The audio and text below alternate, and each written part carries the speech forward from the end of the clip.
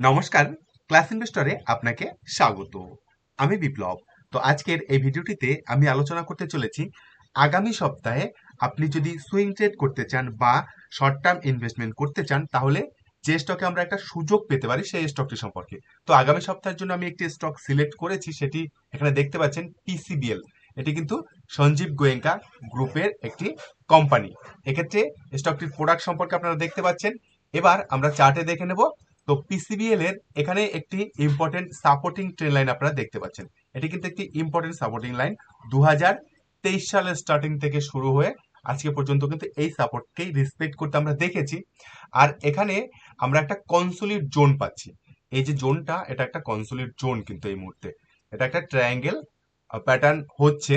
এক্ষেত্রে আমরা যারা সুইং ট্রেড করব তারা কি করতে পারি, আমরা এই যে সাপোর্টিং লেভেল, এই সাপোর্টিং লেভেলে আসার অপেক্ষা করতে পারি। এখান থেকে এই পয়েন্টে এসে একটা ছোট কনসোলিড আমরা কিন্তু দেখতে পারি। ঠিক এরকম আমি ড্রয়িং করে আপনাদের দেখাচ্ছি, তাহলে বুঝতে পারবেন। ঠিক এরকম ধরনের একটা মুভমেন্টের রেসপেক্ট আমরা কিন্তু করতে পারি। এখান থেকে এই যে পয়েন্টটুকু, এখান থেকে ব্রেকআউট হওয়ার পরে কিন্তু আমরা একটা সুইং ট্রেডের জন্য এন্ট্রি নিতে পারি। ঠিক এই পয়েন্টটা আপনারা এখানে ভালোভাবে বুঝতে পারছেন। এই যে আমি একটা বক্স টাইপের ড্রয়িং করেছি, এই বক্সের মধ্যে একটা কনসোলিড হওয়ার পরে যখন ব্রেকআউট হবে তখন কিন্তু আমরা এই 390 এর উপরে, এখন কিন্তু না, উপরে বলেছি বলে যে এখনই হবে সেটা কিন্তু অসম্ভব। এখান থেকে আমরা দেখতে পারি মার্কেটের ট্রেন্ড কিন্তু এই মুহূর্তে নেগেটিভ দেখছি।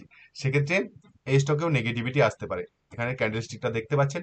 তো এখান থেকে যদি এই পয়েন্টে সাপোর্ট নিতে আসে তখন কিন্তু আমরা সুইং ট্রেডের চিন্তা ভাবনা করবো। আমি কিন্তু আগেই বলেছি আগামী সপ্তাহে আমরা নজর রাখবো, এন্ট্রি নেবো কিনা সেটা কিন্তু আমাদের মুভমেন্টের উপর ডিপেন্ড করছে, মানে স্টকের মুভমেন্টের উপর ডিপেন্ড করছে। সেক্ষেত্রে এই সাপোর্টিং জোনে আসার পরে সাপোর্টিং জোনের ব্রেকআউট হলে আমরা সুইং ট্রেডের জন্য এন্ট্রি নিতে পারি। এবং এখান থেকে আমাদের টার্গেট হবে 440। আমাদের মেইন যে সাপোর্ট পয়েন্ট সেটি কিন্তু হবে 380 লেভেল, এই পয়েন্টটি 75 80 এইসব পয়েন্টে। এখান থেকে সাপোর্ট নেওয়ার পরে যখন মুভমেন্ট হবে তখন আমরা 390-এর উপরে এন্ট্রি নেব এবং 440 আমাদের টার্গেট হবে। এটা কিন্তু সুইং ট্রেডের টার্গেট। এটা একটি বিষয়।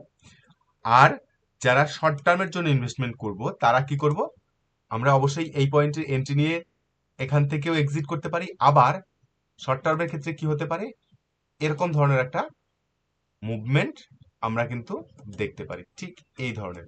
আপনি যদি এই ড্রয়িংটি বুঝে থাকেন তাহলে অবশ্যই বুঝবেন যে এই ড্রয়িং অনুযায়ী শর্ট টার্মে আপনার কোন টার্গেট রাখা উচিত হবে। ঠিক এরকম ধরনের যদি এই যে রেসিস্টেন্স লাইন, এই রেসিস্টেন্স লাইনের ব্রেকআউট হয় তাহলে কিন্তু এরকম ধরনের মুভমেন্টের একটা এক্সপেক্ট করতে পারি। সেক্ষেত্রে first target 480, second target 520, third target 560, এরকম ধরনের একটা মুভমেন্টের এক্সপেক্ট করতে পারি। এক্ষেত্রে স্টকটি কিন্তু সম্পূর্ণ ফান্ডামেন্টালি আপনি যদি অ্যানালাইসিস করেন তাহলে দেখবেন এটা একটা ফেয়ার ভ্যালু স্টক। ঠিক আছে। আর একটা বিষয় এখানে আলোচনা করা অত্যন্ত প্রয়োজনীয়, সেটি হচ্ছে এই যে রেসিস্টেন্স জোন, এটি যদি আমরা আগামী সপ্তাহের যে কোনো দিন ব্রেকআউট হতে দেখি তাহলেও কিন্তু এন্ট্রি নিতে পারি। এটাও কিন্তু আপনি খেয়াল রেখে চলতে পারেন আগামী সপ্তাহের জন্য যদি এখান থেকে ব্রেকআউট হয়ে যায়। কেননা মার্কেটের ট্রেন্ড নেগেটিভ, তার জন্য কিন্তু আমি বললাম যে এখান থেকে সাপোর্ট নিতে আসলে এই সাপোর্টিং জোনের ব্রেকআউটে আমরা এন্ট্রি নেব। কিন্তু যদি মার্কেটের ট্রেন্ড নেগেটিভ থাকে আর এই স্টক পজিটিভ হয়, সম্ভাব্য হবে না কিন্তু যদিও হয়ে যায় তাহলেও কিন্তু আপনি এই রেসিস্ট্যান্স জোনের উপরে এন্ট্রি নিতে পারেন। স্টপ লস, আপনি যদি এই পয়েন্টে সাপোর্ট নেওয়ার পরে এখানে কনসোলিডেট করার পরে এন্ট্রি নেন তাহলে এখানে এন্ট্রি হলে স্টপ লস হবে এই পয়েন্টে। ছোট্ট করে স্টপ লস নিয়ে আপনি চলতে পারেন। আর টার্গেট কিন্তু হবে এই পর্যন্ত সুইং ট্রেডের জন্য, এবং শর্ট টার্মের জন্য টার্গেট ব্রেকআউটের পরেও এক্সপেক্ট করতে পারেন। আর যদি এইসব পয়েন্টে এন্ট্রি হয় তাহলে এখান থেকে এন্ট্রি ব্রেকআউট হওয়ার সাথে সাথে এন্ট্রি হবে, সেটা কিন্তু রিস্কি। এক্ষেত্রে যদি এই পয়েন্টে এসে কনসোলিড করে, এই কনসোলিডের ব্রেকআউটে এন্ট্রি হবে এবং টার্গেট এটা হবে, এই অনুযায়ী চলতে পারে। আর স্টপ লস এর নিচে হবে। এইটুকু আশা করি আপনি বুঝতে পেরেছেন যারা চ্যানেলে বহুদিন ধরে আছেন তারা। তো এই ভিডিওতে এই পর্যন্তই, দেখা হচ্ছে পরবর্তী ভিডিওতে। সবাই ভালো থাকবেন, সবার ট্রেডিং দিনগুলো প্রফিটেবল হোক, সবার ইনভেস্টিং ক্যারিয়ার সাকসেস হোক, এই আশা রেখে ভিডিও এখানে শেষ করলাম। ধন্যবাদ।